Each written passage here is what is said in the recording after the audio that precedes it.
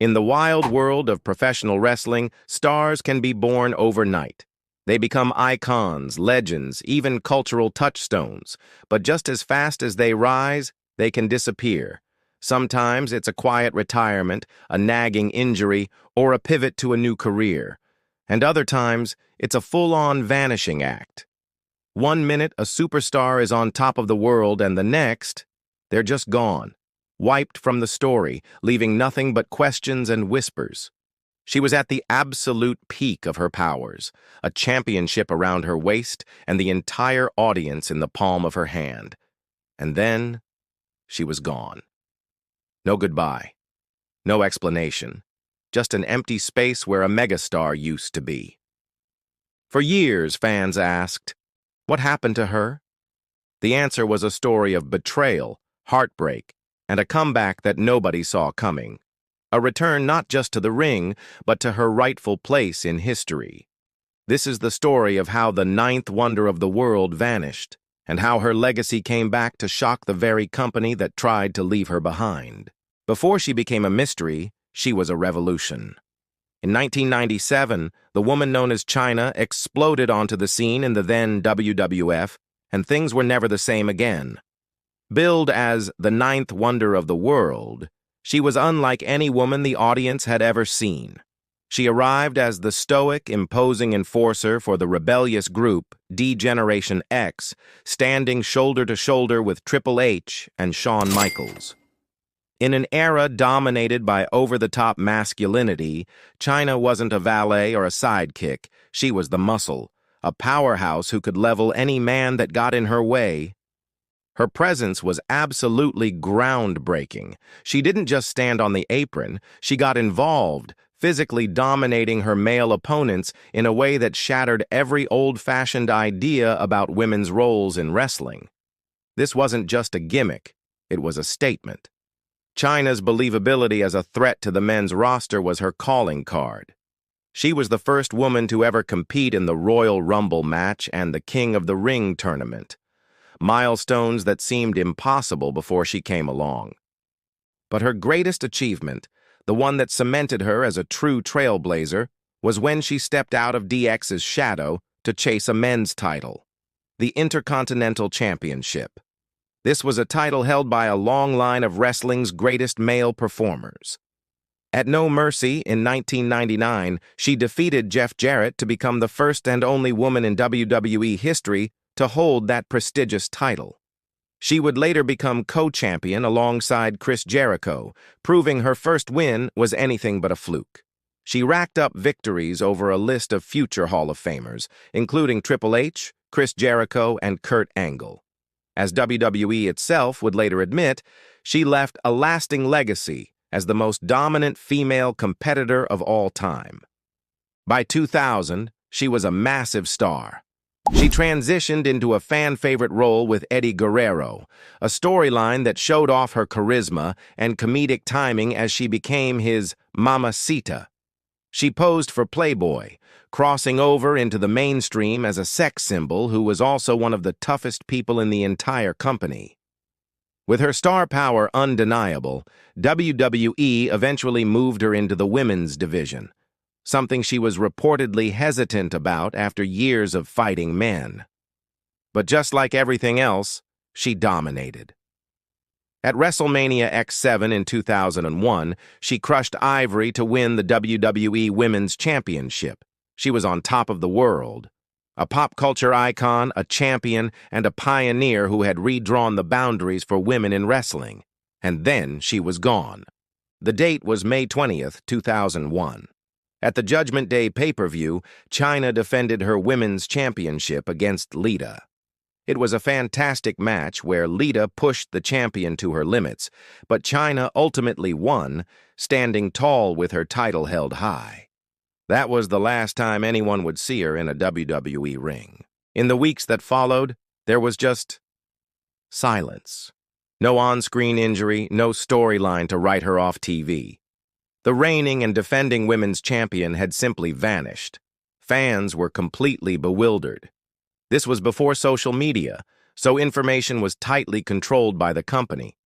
And the company's story? It was a blank page. They said nothing.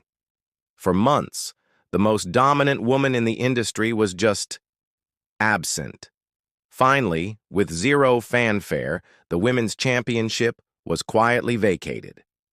It wasn't until Survivor Series in November that a new champion was crowned, almost as if Chyna's entire reign had never happened. Behind the scenes, a story of deep personal and professional turmoil was playing out. Chyna, whose real name was Joni Laurer, had been in a serious relationship with Paul Levesque, better known as Triple H. But during that time, Levesque began a relationship with Stephanie McMahon, the daughter of the company's owner. According to Chyna's own account, she found out about the affair after discovering a love letter, confirming her worst fears. Suddenly, her workplace became an impossible environment. She was working alongside the man who had broken her heart and the woman who was now with him, who also happened to be one of her bosses. On top of this emotional crisis, her contract was up for renewal. Feeling she was a unique mainstream star on par with the top men, Chyna reportedly asked for a downside guarantee of $1 million a year, a figure reserved for only a handful of megastars like Stone Cold Steve Austin. The mix of painful betrayal and a high-stakes contract dispute was too much to overcome. The company balked at her salary demands. One day, according to her, she received a fax while she was at lunch telling her that her services were no longer needed. On November 30th, 2001, her contract officially ended, and she was gone for good. WWE chose not to address her exit, effectively erasing their reigning champion from the history books. To the fans, she had disappeared without a trace. To the company, she was now persona non grata, a name that was practically forbidden on their programming for over a decade. The ninth wonder of the world had been cast out. The years after Chyna's exit from WWE were turbulent and tragic. She wrestled here and there for other companies, but never found the same success. Stripped of the name Chyna, which WWE had trademarked, she fought a very public and painful battle with substance abuse and mental health struggles. Her life, once lived on the grandest stage, became tabloid fodder. The dominant, confident champion felt like a distant memory, replaced by a woman struggling to find her footing. The betrayal she felt was twofold: the deep, personal heartbreak and the professional blacklisting from the very empire she helped build. For nearly 2 decades, WWE kept its distance. While other legends from the Attitude Era were celebrated, Chyna's name was glaringly absent from tribute videos, retrospectives, and Hall of Fame discussions. The official stance often hinted that her life after wrestling, especially her work in the adult film industry, made her unsuitable for the company's more family-friendly image. But for the legions of fans who watched her break down barriers, this felt like a weak excuse to cover up a personal grudge. It was a continuation of the erasure that began back in 2001, but you can't ignore a legacy like hers forever. The fan outcry never really went away. They remembered the Intercontinental Champion, the first woman in the Royal Rumble, the muscle of DX. They remembered the Trailblazer. After her tragic death in 2016 at the age of 45, the calls for her to be recognized became deafening. The company that had shunned her was now facing an undeniable truth. You simply cannot tell the story of the Attitude Era without Chyna. The shockwave finally hit in 2019. WWE announced that D-Generation X would be inducted into the Hall of Fame, and Chyna would be inducted posthumously with them. At the ceremony, her former partners, including Triple H, paid tribute to her, calling her the biggest and best trailblazer and probably the most impactful woman to ever set foot in this ring. It was a surreal moment. After years of near-total silence, the company was finally admitting how monumental her contributions were. This was her shocking return, not as an active wrestler, but as a legend finally taking her place in history. It was a return born from tragedy, but a return all the same. The betrayal wasn't forgotten, but her legacy was, at last, being honored. For many fans, it was a bittersweet victory. While most believe she absolutely deserves a solo induction for her individual achievements, her inclusion with DX was the first crack in that wall of silence.